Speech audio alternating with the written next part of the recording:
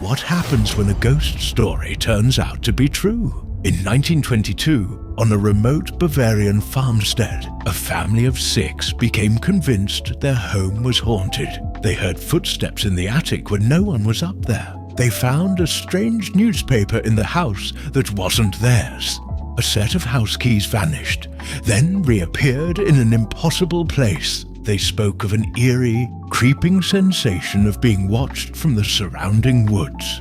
These were not the imaginings of a frightened child, but the sober observations of a pragmatic farming family. The Grubers were reporting a haunting. What they didn't know was that they were documenting the final movements of their killer. This is the story of Hinterkaifeck, where the supernatural premonition and the brutal crime were one and the same. A haunting that didn't just predict tragedy, it was the tragedy.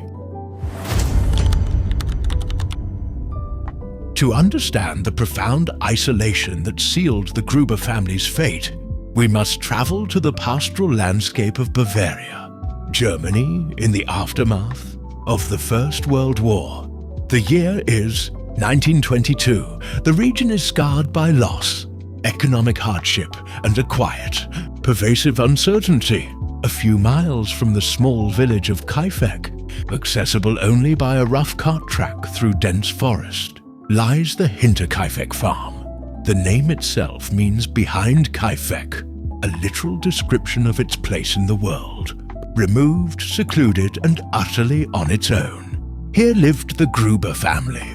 The patriarch was Andreas Gruber, a stern 63-year-old farmer, and his wife Cecilia, aged 72. Their daughter Victoria Gabriel was 35. Victoria's life was marked by tragedy. Her husband had died in the war, but rumors in the village whispered he had simply abandoned her. She now lived on the farm with her 2 young children, 7-year-old Cecilia and 2-year-old Joseph. Completing the household was the maid, Maria Baumgartner, who had arrived just a day before the horror. It's worth noting that the previous maid had fled the farm 6 months earlier, complaining it was haunted. She was quickly replaced. Life at Hinterkaifeck was one of relentless toil, governed by the rhythms of animals and crops. The farm was a self-contained universe, a cluster of buildings housing the family, their livestock, and the tools of their survival. Neighbors were distant specks on the horizon. The village, a world away. In an age before instant communication, this isolation was absolute. The family's only regular link to the outside world was Andreas's weekly trip to market. This seclusion would become the first, and perhaps most critical clue in the mystery, for in such a place strangers stood out, and in such a place secrets could be kept not just for days, but for generations. The final days at Hinterkaifeck were a slow-burn prologue to terror. In early April of 1922, Andreas Gruber told neighbors of disturbing signs.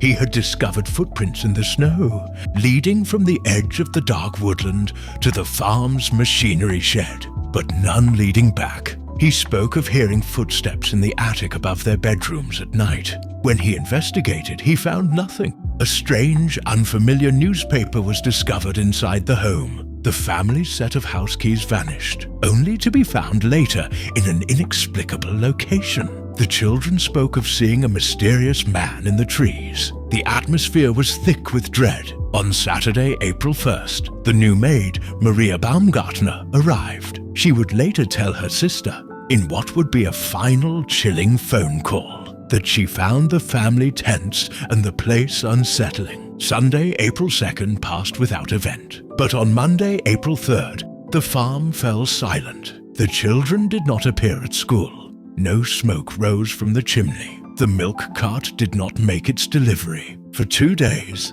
this absence was noted but not acted upon. Such was the respect for a family's privacy, even in silence. It wasn't until Thursday, April 6th, that neighbors finally overcame their reluctance and approached the eerily quiet farmstead. What they found was a scene of such barbarity it would scar the region's psyche forever. In the barn, they discovered the piled bodies of Andreas, Cecilia, their daughter Victoria, and the maid Maria. They had been bludgeoned to death with a pickaxe, a farming tool called a hackstock. Little 7-year-old Cecilia was found with her hair torn out in clumps, but the horror was not complete. Returning to the house, the searchers made a second heart-shattering discovery. In their beds, they found the 2-year-old, Joseph, and his grandmother, the elder Cecilia.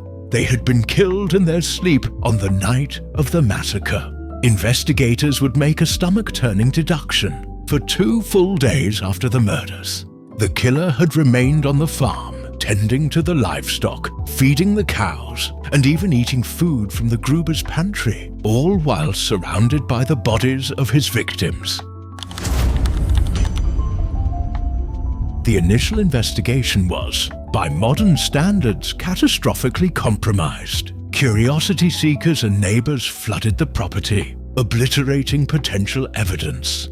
The bodies were removed and cleaned before a proper forensic examination could be completed.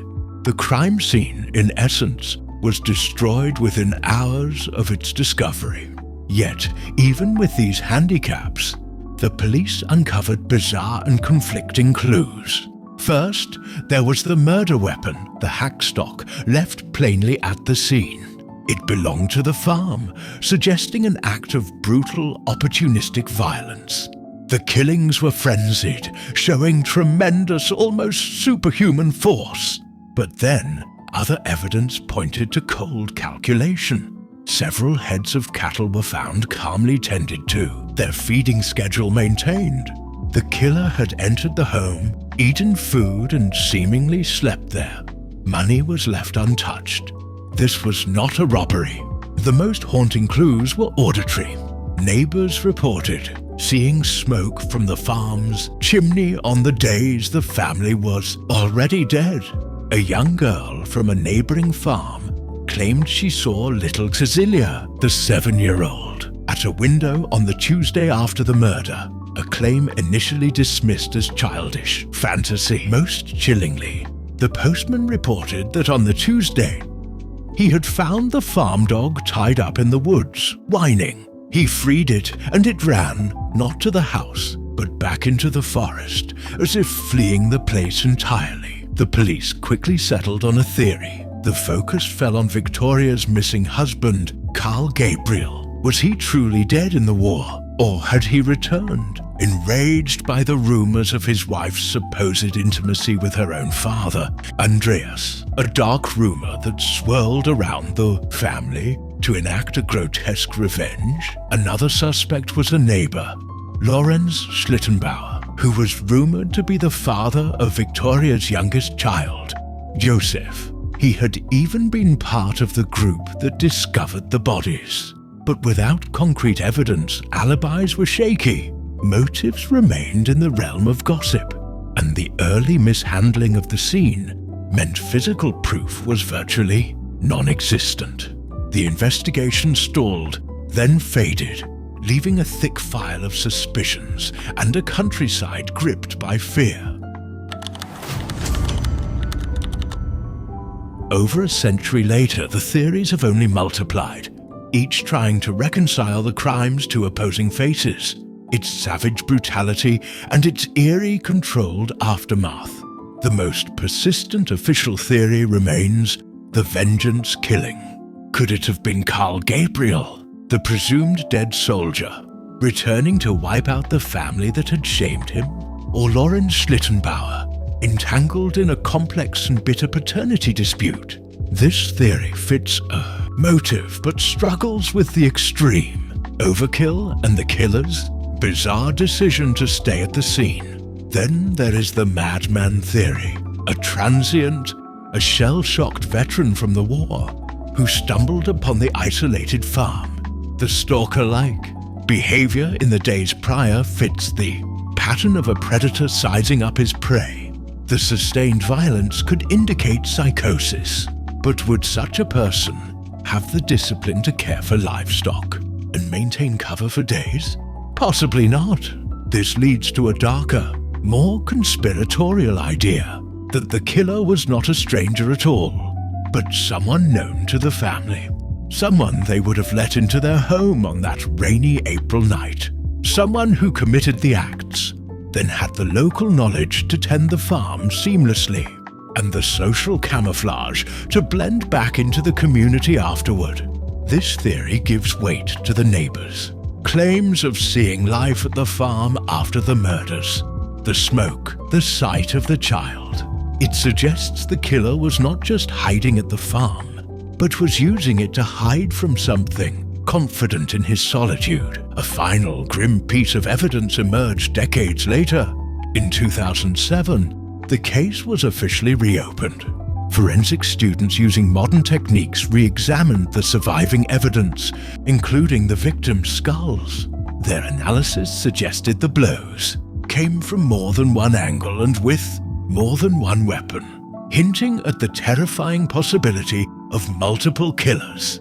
This revelation shatters the image of a lone madman and opens the door to an even more sinister plot, a coordinated attack by several people, which could explain both the scale of the violence and the ability to control the aftermath. Yet, like every other clue, it raises more questions than it answers. The Hinterkaifeck farm no longer exists.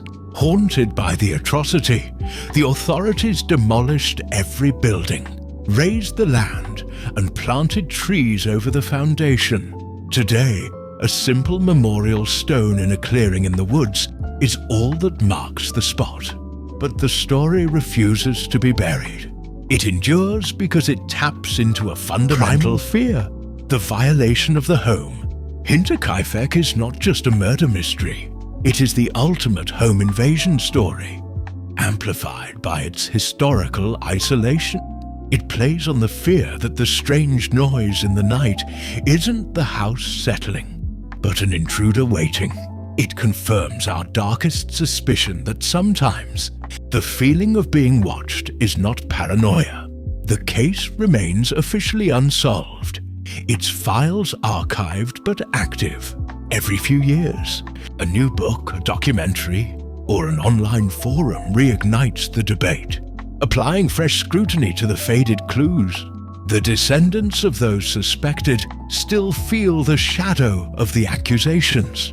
For the people of the region, it is a dark folktale woven into the fabric of the land itself. In the end, Hinterkaifeck forces us to confront an unsettling truth. The family's premonition of a haunting was accurate. They were being watched. Footsteps were in their attic. A presence was in their home. But the entity wasn't supernatural. It was human. And that may be the most terrifying revelation of all. The ghost was real, and it carried a pickaxe. The haunting at Hinterkaifeck was a promise, one that was kept with unimaginable violence, leaving behind a silence over a Bavarian field that has never truly been broken.